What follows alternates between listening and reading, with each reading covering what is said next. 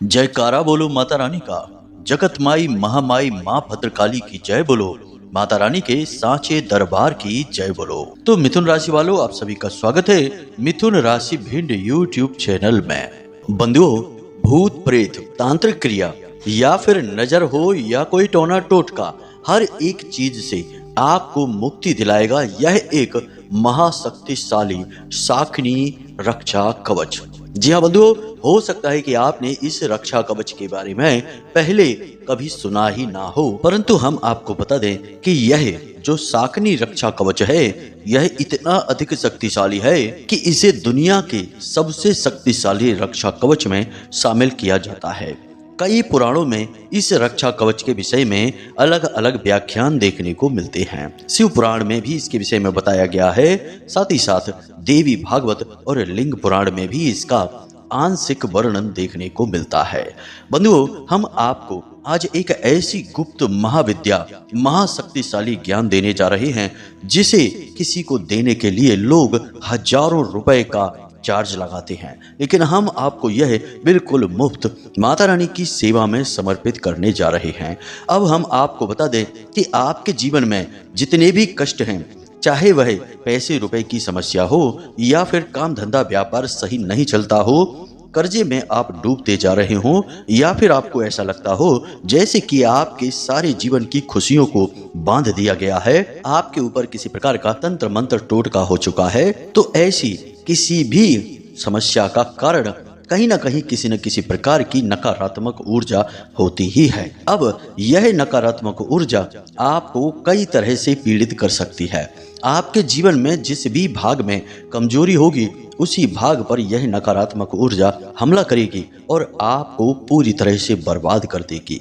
तो ऐसे में आपके पास बस एकमात्र यही रास्ता बचता है कि आप अपना रक्षा कवच अपने साथ रखें, क्योंकि आप जो भी पूजा पाठ अनुष्ठान करने की कोशिश करेंगे पहले तो वह आप कर ही नहीं पाएंगे, और यदि आप उसे कर भी लेंगे तो उसमें कहीं ना कहीं किसी न किसी प्रकार की विधि विधान की चूक हो जाएगी आपके हाथों से, और वही चूक आपकी उस पूजा पाठ का फल आप तक नहीं पहुंचने देगी। बंधुओं, जो नकारात्मक ऊर्जाएं होती हैं, तंत्र मंत्र की जो क्रियाएं होती हैं, वे जातक पर कुछ इस प्रकार से प्रभाव डालती हैं कि जातक को यही लगता रहता है कि शायद उसका भाग्य खराब है, उसके किस्मत में ही सुख लिखा नहीं है, इस वजह से वह कभी इस तरफ ध्यान ही नहीं दे पाता है और लगातार जीवन में कष्ट सहता रहता है। लेकिन बंधुओं, आज हमने आपको बता दिया है कि आपके जीवन के कष्ट और परेशानियों का स्रोत क्या है, तो अब हमें इसका उपाय भी बताना ही होगा।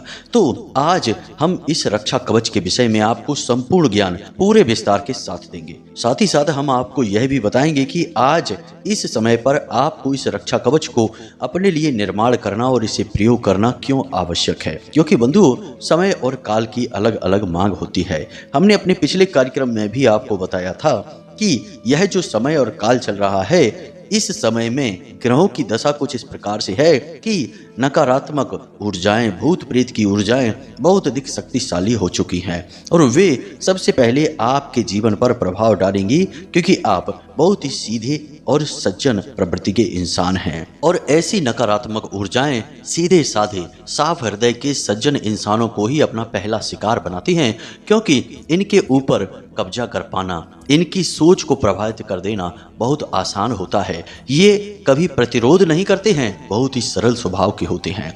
इसलिए आज का यह कार्यक्रम आपके लिए बेहद आवश्यक है। आपके जीवन में जो भी परेशानियां, जो भी अड़चनें चल रही हैं, वे सारी अड़चनें और परेशानियां आज इस कार्यक्रम को देखने के बाद निश्चित तौर पर 100% गारंटी के साथ हम आपसे कहते हैं समाप्त हो ही जाएंगी। हमें पूर्ण विश्वास है अपनी माता रानी और अपनी भक्ति पर। तो बंधुओं, हमारा आपसे बस यही एक निवेदन है कि आज चाहे कुछ भी हो जाए, दुनिया इधर से उधर हो जाए, चाहे कोई काम बने या बिगड़े, परंतु आपको इस कार्यक्रम को अंत तक अवश्य देखना है। इस कार्यक्रम के हर एक मिनट, हर एक सेकंड में ज्ञान की भरमार है, तो आपको 1 मिनट 1 सेकंड का भी कार्यक्रम मिस नहीं करना है, वरना आप अपने जीवन में आ रही इस भगवत कृपा को, ईश्वर के आशीर्वाद को खुद ही वापस लौटा देंगे, और फिर आप खुद ही बताइए कि आपके कष्ट और परेशानियों का कारण कौन बना, आप स्वयं ही बने। जी हाँ बंधु, तो ऐसी भूल नहीं करना है, इस कार्यक्रम में अंत तक बने रहना है। बंधु, हम दिल से बताते हैं कि हमने आज इस कार्यक्रम को तैयार करने में सचमुच में बहुत मेहनत की है। माता रानी से बहुत निवेदन किए हैं कि हे माता रानी, आपके भक्त बहुत परेशान हैं, पल पल पे ठोकरें, परेशानियां और लगातार अपमान सहते चले आ रहे हैं। इनके जीवन में किसी प्रकार से उद्धार होना चाहिए, आपकी कृपा पहुंचनी चाहिए। तो हे माता रानी, आप इन भक्तों के जीवन में आएं, अपनी कृपा लेकर आएं और इनके हर एक कष्ट को समाप्त कर दें। और जो हम विधि आज बताने जा रहे हैं, इन भक्तों के जीवन में इस विधि का पूरा प्रभाव होना ही चाहिए। और माता रानी, आपकी आशीर्वाद की हमें बहुत कृपा है। ऐसा निवेदन हमने माता रानी से किया, तब हम इस कार्यक्रम को आज आपके लिए तैयार कर रहे हैं। भक्तों, बंधुओं, आज का यह कार्यक्रम आपके जीवन के लिए रामबाण औषधि के समान है। इसे आपको देखना ही होगा, वरना आपसे ज़्यादा दुर्भाग्यशाली कोई इस संसार में है ही नहीं। क्योंकि हम तो एक तरफ सच्चे हृदय से आपकी सहायता करने के लिए आपके पीछे पीछे भाग रहे हैं, और आप हैं कि हमसे हाथ छुड़ाकर, माता रानी से अपना दामन छुड़ाकर भाग रहे हैं। तो ऐसी भूल नहीं करनी है बंधुओं, आपको इस कार्यक्रम को अंत तक अवश्य देखना है। तो चलिए बंधुओं, बिना समय गवाए माता रानी का नाम लेकर आज के इस बेहद ज्ञानवर्धक और जीवन में चमत्कारी परिवर्तन लाने वाले विशेष कार्यक्रम की शुरुआत करते हैं। कमेंट बॉक्स में लिख डालिए, जय मां भद्रकाली रक्षा करो। माता रानी निश्चित तौर पर आपके ऊपर रक्षा करेंगी, हमें पूर्ण विश्वास है। इसी के साथ साथ बंधुओं, यदि आप इस चैनल कार्यक्रम पर पहली बार आए हैं तो आप इस चैनल को सब्सक्राइब अवश्य कर लें। बगल में जो सब्सक्राइब का बटन है उसे अभी इसी वक्त दबा दें, क्योंकि ऐसा करके ही आप माता रानी के दिव्य परिवार, माता रानी की दिव्य कृपा के पात्र बन जाएंगे। और फिर आपका हर एक कष्ट माता रानी खुद देख ही लेंगी। जो माई की गोद में आ गया, माई क्या उसका कभी बुरा होने देंगी? कभी नहीं। तो जल्दी से माई के परिवार से जुड़ जाइए, माँ के भक्त के साथी बन जाइए और चैनल को सब्सक्राइब करिए। तो चलिए बंधुओं, चैनल को सब्सक्राइब कर लिया, अब आगे बढ़ते हैं। तो अब बंधुओं, पहले शास्त्र की बात कर लेते हैं। आपने शक्ति माँ के बारे में अवश्य सुना होगा, जिनका दूसरा स्वरूप माता पार्वती हैं। उन्हीं का एक श्रेष्ठतम स्वरूप, जिसमें सभी 10 महाविद्याएं, 9 देवियां समाहित हैं, जिन्हें हम देवी दुर्गा कहते हैं, चामुंडा देवी के नाम से भी जानते हैं। ये देवी एक ऐसी महाशक्ति हैं जिनकी सेवा में दुनिया भर की सेविकाएं लगी रहती हैं, जिन्हें हम योगिनी, शाकनी, डाकनी और गढ़, दूत और भैरव के नाम से जानते हैं। बंधुओं, कभी भी देवी की सीधी कृपा प्राप्त कर पाना इतना आसान नहीं होता है। कई जन्मों की कठोर तपस्या के बाद भी कभी देवी का साक्षात्कार हो जाए, देवी की सीधी कृपा प्राप्त हो जाए, तो बड़ा सौभाग्य मानकर चलिए। एक जन्म की कठोर तप से तो देवी प्रसन्न होंगी भी नहीं, क्योंकि जिस देवी, जिस पराशक्ति, जिस महामाई की हम यहाँ बात कर रहे हैं, उसकी सेवा में तो संपूर्ण देवत्व, स्वर्ग, नरक और हर एक प्रकार की दैवीय ऊर्जा लगी हुई है, तब भी वह देवी किसी से प्रसन्न नहीं होती है। तो हम जैसे तुच्छ मानवों की तो हैसियत ही क्या है। परंतु इसका मतलब यह नहीं कि हम जब देवी की सेवा करते हैं, माता रानी की भक्ति करते हैं, तो हमें उनकी कृपा, उनका आशीर्वाद मिलता ही नहीं है। बंधुओं, ध्यान से सुनिए, यहाँ पर हम और गहराई में उतरेंगे शास्त्रों की, और आपको उदाहरणों के साथ चीजें समझाएंगे। तभी तो आपको सारी बातों का भरोसा होगा और आप इस क्रिया को अपने घर में करना शुरू करेंगे। वरना आप यही कहेंगे कि गुरुजी बातें बता देते हैं इधर उधर की, हमें समझ ही नहीं आती है। तो ध्यान से सुनिए, जब कोई देवी के किसी भी स्वरूप की पूजा करता है, साधना करता है, उनका नाम स्मरण भी करता है, तो देवी की सहायिकाएं, जिन्हें हम अलग अलग नामों से जानते हैं, हमने आपको कह दिया, योगनियाँ उनका मुख्य नाम है। इन्हीं योगनियों का एक प्रकार शाकनी है, जिसका रक्षा कवच हम आज तैयार करने वाले हैं, और यह पूर्ण रूप से सात्विक होगा। आपको डरने की कोई आवश्यकता नहीं है, क्योंकि शाकनी नाम असल में लोगों ने नकारात्मक बना रखा है, क्योंकि यह बहुत ही तीव्र और बेहद शक्तिशाली और जरूर मदद मांगने पर आने वाली ऊर्जा है। देवी की प्रमुख सहायिका है, यह सेविका है। तो जब हम और आप जैसे तुच्छ मानव माता रानी की सेवा करते हैं, चाहे किसी भी रूप में करें, चाहे माँ बगला के रूप में करें, चाहे माँ काली के रूप में, माँ दुर्गा के रूप में, किसी भी रूप में उनकी हम जब पूजा करते हैं, तो तुरंत उनकी सहायिकाएं, उनके सेवक भैरव, गढ़, उनके रक्षक दूत तुरंत हमारी ओर चल देते हैं। जी हाँ बंधु, माता रानी तो नहीं लेकिन उनके ही प्रतिरूप, उनकी ही आंशिक शक्ति को धारण करने वाली ये दिव्य शक्तियां हमारी ओर आ जाती हैं और हमारे आसपास रक्षा कवच बना देती हैं, निर्माण कर देती हैं, जिससे जातक सुरक्षित हो जाता है। कभी कभी जब जातक अपनी साधनाओं को बढ़ाता है, बल देता है, तो उसे तरह तरह की अनुभूतियां होने लगती हैं। उसे ऐसा लगने लगता है जैसे कि उसके आसपास कोई है, लगातार 24 घंटे कोई उसके साथ रह रहा है। उसे हमेशा अपने आगे पीछे किसी न किसी के साथ होने की एहसास होता है। यही अनुभूति, यही एहसास इन दिव्य शक्तियों का होता है। यह देवी का नहीं परंतु देवी के आंशिक रूपों का होता है। तो ये जो देवी के आंशिक रूप होते हैं, इनमें भी देवी की जैसी ही दया भावना होती है, उनकी ही जैसी कृपा शक्ति होती है। बस देवी से इनकी शक्ति कमजोर होती है, परंतु हम मानवों के लिए तो यह बहुत ही शक्तिशाली हैं। देवी का ही स्वरूप हैं। जिनके ऊपर इनकी कृपा होने लगती है, उनके जीवन में तो बारे न्यारे हो ही जाते हैं। हम एक उदाहरण देकर बताते हैं कि एक अध्यापक हैं और वे बहुत ही पीड़ित रहते थे। हमेशा तरह तरह के कारोबार में घाटा खाकर हर तरफ से निराश और परेशान होकर बैठे थे। एक बार तो स्थिति उनकी ऐसी भी आ गई कि इतना कर्जा और परेशानी बढ़ गई कि उन्हें ऐसा लगने लगा कि अब तो उन्हें सिर्फ इस संसार से मरकर ही मुक्ति प्राप्त होगी, आत्महत्या ही एकमात्र उपाय है। तभी उनकी हमसे मुलाकात हुई और उन्होंने हमसे अपने सारे कष्ट खोलकर बता दिए। उनकी आंखों से आंसू छलक उठे, रोने लगे बेचारे। कहने लगे कि हमने तो बहुत कुछ बनाने की कोशिश की परंतु दुर्भाग्य ने कभी साथ ही नहीं दिया और आज हमारी जीने और मरने की स्थिति है। हमने उन्हें देवी के एक विशिष्ट स्वरूप की लगातार साधना पूजा करने की सलाह दे डाली। यहाँ पर हमने उन्हें साधना करने के कुछ विशेष नियम भी बताए, देवी की इस पराशक्ति के बारे में भी समझाया और सारे विधि विधान को समझाया और उन्हें चेतावनी भी दी कि जब अपने जीवन में आगे बढ़ोगे, यह देवी शक्ति आपके जीवन में प्रकट होगी, आपकी सहायता करेगी,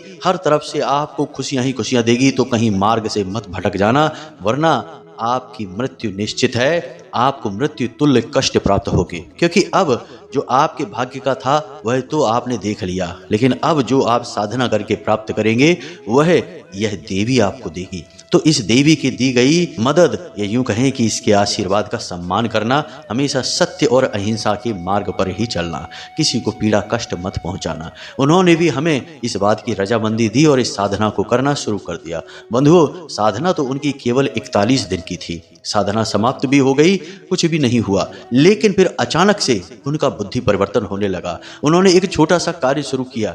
हम आपको चीजें खुलकर नहीं बता सकते हैं क्योंकि यह किसी व्यक्ति के व्यक्तिगत जीवन की कहानी है, तो कहीं उसके ऊपर किसी प्रकार की कोई कष्ट पीड़ा ना आ जाए, इसलिए हम उसका नाम नहीं ले सकते हैं।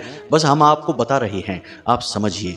तो उनके दिमाग में कुछ ऐसे विचार आए कि उन्होंने एक छोटा सा व्यापार शुरू किया और वह व्यापार उनका दिन दूना रात चौगुना बढ़ा और अचानक से उन्हें इतना धन लाभ होने लगा कि सारा कर्जा ही समाप्त हो गया। लाखों रुपए के वारे न्यारे हो गए और आज उनके पास खुद का मकान, गाड़ी और बहुत इज्जत है समाज में। तो कहने का मतलब है कि यह सब कुछ उनके पास कैसे आया? यह देवी की कृपा और आशीर्वाद से आया, क्योंकि उन्होंने तो अपने भाग्य का प्राप्त कर लिया था, निराशा और परेशानी। तो बंधु, हमारा कहने का मतलब यह है कि देवी की कृपा प्राप्त तो होती है, परंतु उससे पहले देवी की पराशक्तियां, जो उनकी सेविकाएं हैं, जो उनकी सहायिकाएं हैं, सहायक हैं, वे आते हैं। तो बस हम आज उन्हीं के विषय में चर्चा करने वाले हैं। आज हम आपको एक ऐसा शक्तिशाली रक्षा कवच बनाकर बताएंगे जिसे आप स्वयं अपनी मर्जी से, अपनी इच्छा शक्ति से तैयार कर पाएंगे। परंतु बंधुओं, बात यही है कि जब हम किसी सात्विक शक्ति को साधने की कोशिश करते हैं तो हमें अपने जीवन से नकारात्मकताओं को समाप्त करना पड़ता है। यह पहली प्राथमिकता है। यदि हम अपने जीवन की नकारात्मकताओं को समाप्त किए बिना इन दिव्य शक्तियों को साधने की कोशिश करने लगेंगे, कवच आदि बनाने लगेंगे, तो इनका उल्टा प्रभाव भी पड़ सकता है। जी हाँ बंधुओं, तो इन बातों को जरा ध्यान रखना। आपको खुद को शुद्ध व्यवहार करना है, किसी को भी कष्ट नहीं पहुंचाना है, चाहे मन, वचन या कर्म कुछ भी हो। किसी से गलत नहीं कहना है, गलत व्यवहार नहीं करना है, सत्य के मार्ग पर चलना है। जी हाँ बंधु, और इस रक्षा कवच को बनाते समय कुछ विशेष सावधानियां रखनी होंगी, इसके विषय में हम आगे आपको बताने जा रहे हैं। अब ध्यान से सुनिए, सारी बातें बहुत ही महत्वपूर्ण होने जा रही हैं। जैसे जैसे कार्यक्रम में हम आगे बढ़ रहे हैं, कार्यक्रम बेहद ही महत्वपूर्ण और बहुत ही आवश्यक होता जा रहा है। एक एक बात को ध्यान से समझिए। बंधु, आपको 11 कीलें चाहिए। जी हाँ बंधुओं, क्योंकि इस क्रिया को कई चरणों में किया जाएगा, तो इस क्रिया में प्रयोग की जाने वाली चीज़ों के विषय में हम आपको बता रहे हैं। सबसे पहले आपको बता दें कि 11 कीलें चाहिए। और कील क्या होती है? जो चोभा होता है जिसे हम जूते वगैरह में प्रयोग करते हैं, जैसे जो मोची होते हैं जो जूते वगैरह को दबाने के लिए कील का प्रयोग करते हैं, वही कीलें चाहिए। 11 कीलें आपको चाहिए लोहे की। पहली सामग्री यह है। दूसरी सामग्री, आपको आक और धतूरे की जड़ चाहिए। जी हाँ बंधुओं, क्योंकि हम शाक्त की बातें कर रहे हैं, शैव की बातें कर रहे हैं, तो यह शैव साधना में प्रयोग होने वाली वस्तुएं हैं, इन्हें ध्यान से सुनते जाना। काले रंग का एक कपड़ा चाहिए, काले रंग का ही एक धागा चाहिए। इसी के साथ साथ रुद्राक्ष की एक माला चाहिए, एक माला जिससे आप मंत्र का जाप करेंगे, मंत्रोच्चारण करेंगे, उसके लिए माला फेरने वाली। उसी के साथ साथ आपको 4 रुद्राक्ष की मालाएं और भी चाहिए। जी हाँ बंधुओं, ध्यान से सुनते जाना, यह विधि बहुत ही महत्वपूर्ण है। हम फिर से आपको बता रहे हैं बंधुओं कि आपको इस क्रिया को करने में डरने की कोई आवश्यकता नहीं है। बस होगा यह कि यदि आपने विधि विधान का पालन नहीं किया तो इस क्रिया का फल आपको नहीं प्राप्त होगा, क्रिया पूर्ण रूप से असफल रहेगी। बाकी नकारात्मक कुछ नहीं होगा, यह पूर्ण रूप से सात्विक विद्या है, बस इसे ध्यान से समझते चलना। इसी के साथ साथ बंधुओं, आपको चाहिए एक ताबीज। जी हाँ बंधुओं, ताबीज किसी भी प्रकार का हो, बस गोल होना चाहिए, उसके अंदर आप कुछ भरेंगे। साथ ही साथ आपको काले रंग का एक धागा चाहिए। अब आप तैयार हो चुके हैं। अब यह क्रिया कैसे करनी है इसे ध्यान से समझिए। यह क्रिया शनिवार के दिन हो सकती है बस, और किसी भी दिन नहीं। तो अब ध्यान से सुनिए, आपने सारी सामग्री को एकत्रित करना है। रात्रि के समय लगभग 9 से 11 बजे के बीच अपने पूजा घर में स्नान आदि करके जाना है। गाय के घी का दीपक जलाना है। देवी का जो भी स्वरूप आपके घर में हो, चाहे वह माता काली की फोटो हो, चाहे माँ बगलामुखी की फोटो हो, किसी भी स्वरूप का फोटो आप अपने चौकी पर रखेंगे। यानी एक चौकी बिछाएंगे, उसके ऊपर लाल रंग का वस्त्र बिछाएंगे, उसके ऊपर इस तस्वीर को रखेंगे। तस्वीर को अर्पित करने के लिए लाल रंग का ही आपको पुष्प चाहिए, माला चाहिए, और उसके बाद लाल रंग का ही प्रसाद चाहिए। खुद के बैठने के लिए भी लाल रंग का आसन होना चाहिए, और खुद के पहनने के लिए लाल रंग के वस्त्र होने चाहिए। यदि लाल रंग के वस्त्र खुद पहनने के लिए नहीं है तो आप लाल रंग की कोई चादर या फिर बड़ी सी टावल, जिसे हम कहते हैं साफी कहते हैं, उसे आप ओढ़ लीजिए। जी हाँ बंधुओं, अब आपने जो 11 कीलें ली हैं, उन कीलों को आप किसी एक छोटी सी कटोरी में किसी बर्तन में रख लेंगे। उसे माता रानी के सामने अर्पित करेंगे। जो सामग्री आप लेकर आए हैं, जैसे कि धतूरा और आक की जड़ लेकर आए हैं, साथ ही साथ वह ताबीज, काला धागा, इन सब को आप माता रानी के चरणों में रखेंगे। प्रसाद के साथ इन्हें भी माता रानी को समर्पित कर देंगे। अब आपको क्या करना है, जरा ध्यान से सुनिए। रुद्राक्ष की आपके पास 5 मालाएं हैं। एक माला आप फेरने के लिए रखेंगे, 4 मालाएं आप माता रानी के सामने समर्पित करेंगे। संपूर्ण सामग्री को गंगा जल छिड़क कर पहले शुद्ध करेंगे, तब माता रानी को समर्पित करेंगे। अब एक लाल रंग की पेन लेंगे और सफेद रंग के एक कागज पर इस मंत्र को लिख लेंगे। यह दुनिया का सबसे शक्तिशाली शाक्त मंत्र है। इस मंत्र के प्रयोग से संपूर्ण ग्रहों की ऊर्जाएं समानांतर हो जाती हैं, आपके लिए सकारात्मक हो जाती हैं। इसी के साथ साथ माता रानी की संपूर्ण रूपों की साधना एक बार में हो जाती है। जी हाँ बंधुओं, इसे नवाड़ मंत्र कहते हैं। आपने इसके बारे में पहले भी सुना है, हमने आपको इसके विषय में पहले भी बताया है।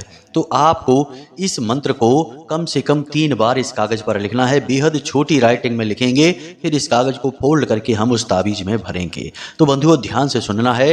मंत्र आपको मोबाइल की स्क्रीन पर भी दिखाई दे रहा है, हम बोलकर भी बता रहे हैं। मंत्र कुछ इस प्रकार है। ओम ऐं ह्लीं क्लीं चामुंडाय विच्चय।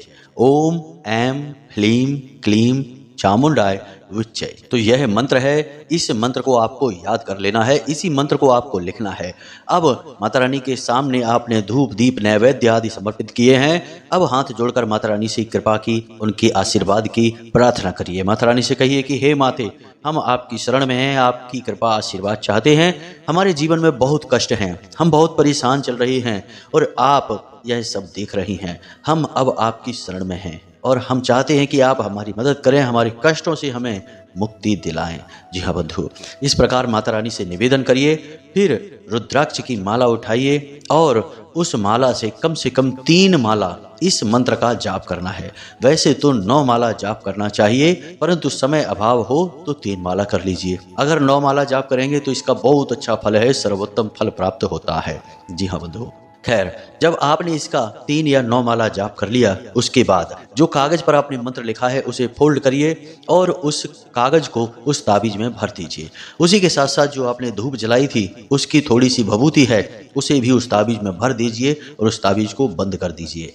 बंद करने के बाद उसे काले धागे में डालकर माता रानी के चरणों में फिर से समर्पित कर दीजिए। अब आपने जो काले रंग का कपड़ा लिया है उसमें धतूरा और आँख की जड़ जो है उसे भी बंद करके रख दीजिए। उस धतूरा और आँख की जड़ पर भी थोड़ा सा लाल सिंदूर और थोड़ी सी माई की भभूत चढ़ाएंगे। फिर उसके बाद काले रंग के धागे से लपेटकर उसकी पोटली का रूप देंगे और वही माता रानी के चरणों में रख देंगे। उसके बाद वे कीलें और रुद्राक्ष की माला भी माता रानी के सामने रखी छोड़ देंगे। उसके बाद माता रानी से निवेदन करेंगे कि हे माते, इन सब सामग्रियों में आप अपनी ऊर्जा भर दीजिए, अपना आशीर्वाद भर दीजिए। हमें आपकी कृपा की अत्यंत आवश्यकता है। हमारा जीवन बिल्कुल नरकमय बना हुआ है। इस कष्ट और परेशानी से हमें मुक्ति दिलाइए। इस प्रकार निवेदन करिए और इन संपूर्ण सामग्रियों को रात भर के लिए माता रानी के सामने रखी छोड़ दीजिए। रात भर के लिए यह सामग्री माता रानी के चरणों में रखी रहेगी। माता रानी की दिव्य कृपा इन सामग्रियों में समा जाएगी। अब यह आपका संपूर्ण रक्षा कवच है। अब इसे क्या करना है? अगले दिन सुबह सूर्योदय से पहले सोकर जागें। स्नान आदि करने के बाद माता रानी के मंदिर में जाइए, वहाँ थोड़ी साफ सफाई करिए, यानी अपना जो घर का पूजा घर है उसमें थोड़ी बहुत साफ सफाई करिए और फिर वहाँ पर गाय के घी का एक दीपक फिर से जला दीजिए। उसी रात वाले दीपक में मत जलाना, उस दीपक को उठाना, उसे अच्छी तरीके से धो लेना, उसके बाद ही उसमें आप दीपक जलाना। तो आपने गाय के घी का दीपक फिर से जला दिया। माता रानी से फिर निवेदन कर लिया कि हे माता रानी, हम जानते हैं कि आपने इन संपूर्ण सामग्रियों में अपनी कृपा भर दी है। अब हम इन सामग्रियों का प्रयोग बिल्कुल निडर होकर करेंगे। हमें पता है कि आप हमारे साथ हैं। इस प्रकार निवेदन करिए। अब वह जो ताबीज है उसे अपने गले में धारण कर लीजिए। वह जो पोटली आपने बनाई थी उसे अपने घर के मुख्य दरवाजे पर बांध दीजिए। अब जो 11 कीले हैं उन कीलों को आपको क्या करना है इसे ध्यान से समझिए। सबसे पहले अपने घर के चारों कोनों में, ठीक कोनों में, दीवालों में 2-2 कीलें आपको ठोक देनी है, यानी 8 कीलें हो गई। अब 2 कीलें आपको अपने घर के मुख्य दरवाजे के एक इधर और एक उधर अंदर की ओर से ठोक देनी है। 10 कीलें हो गई। अब 1 कील को आपको अपने पूजा घर में माता रानी के चरणों में हमेशा के लिए रखी छोड़ देनी है। जी हाँ बंधु, इसे कीलन कहते हैं। कीलन करने से आपके घर में कोई भी नकारात्मक ऊर्जा रुकेगी ही नहीं, तुरंत भाग जाएगी सिर पर पैर रखकर। जी हाँ बंधुओं, क्योंकि माता रानी की चारों तरफ से कृपा दृष्टि आपके घर पर हो चुकी है। इसी के साथ साथ बाहर से भी कोई भी नकारात्मक ऊर्जा आपके घर में प्रवेश कर नहीं पाएगी, क्योंकि रक्षा कवच आपके घर के चारों तरफ बन चुका है। अब जो रुद्राक्ष की 5 मालाएं हैं उनमें जिस एक माला से आपने माला फेरी थी उसे आप पूजा घर में ही रखी छोड़ दें। माता रानी के पास कपड़े में लपेट कर रखें या फिर जो गोमुख होती है उसमें उसे रख कर रखें। अब जो 4 मालाएं हैं उन्हें किसी भी लाल रंग के कपड़े में लपेटकर अपने घर के चारों कोनों में रख दें। जी हाँ बंधु, रुद्राक्ष भगवान भोलेनाथ का स्वरूप है और आपने चारों तरफ से भोले बाबा और मां शक्ति की कृपा प्राप्त कर ली है। आपके घर के चारों ओर रक्षा कवच तैयार हो चुका है। बंधुओं, इस विधि से आप इस रक्षा कवच को तैयार करिए और उसके बाद बिल्कुल बेफिक्र हो जाइए। जी हाँ बंधुओं, किसी भी प्रकार की परेशानी, नकारात्मक ऊर्जा, तंत्र मंत्र, टोना टोटका होगा तुरंत समाप्त हो जाएगा। जिस दिन आप इस क्रिया को करेंगे उसी दिन से आपको इसका प्रभाव महसूस होना शुरू हो जाएगा। आपके घर में वातावरण बदलने लगेगा, आपके स्वयं के शरीर में ऊर्जाओं का प्रवाह बदलने लगेगा, आपको बहुत अच्छा महसूस होने लगेगा। लोग दौड़ दौड़ कर आपकी मदद के लिए आगे आएंगे। आपके रुके हुए काम अपने आप गति पकड़ लेंगे। जहां लोग आपके लिए ना बोल रहे थे वहां अब आपके लिए हाँ बोलने लगेंगे। जी हाँ बंधुओं, आपका वर्चस्व बढ़ने लगेगा। बंधुओं, हमने यह प्रयोग बहुत लोगों को बताया है गुप्त रूप से, खुलेआम नहीं बताते हम, क्योंकि लोग इसे कर नहीं पाते हैं। कभी कभी करने में बहुत मूर्खता भी कर देते हैं। ऐसे में उन्हें दुष्परिणाम देखने को मिलते हैं। तो कहते हैं कि गुरुजी आपने हमें ये प्रयोग बताया और हम तो उल्टा बहुत परेशान हो गए। तो भाई, जब आप कोई सकारात्मक कार्य करते हैं तो गलत कार्य नहीं कर सकते हैं। आपने जब यह रक्षा कवच अपने लिए बनाया तो अब हर वक्त माता की जो सहायिकाएं हैं, सेविकाएं हैं, जो उनकी ऊर्जा पराशक्ति हैं, वे आपके साथ रहेंगी।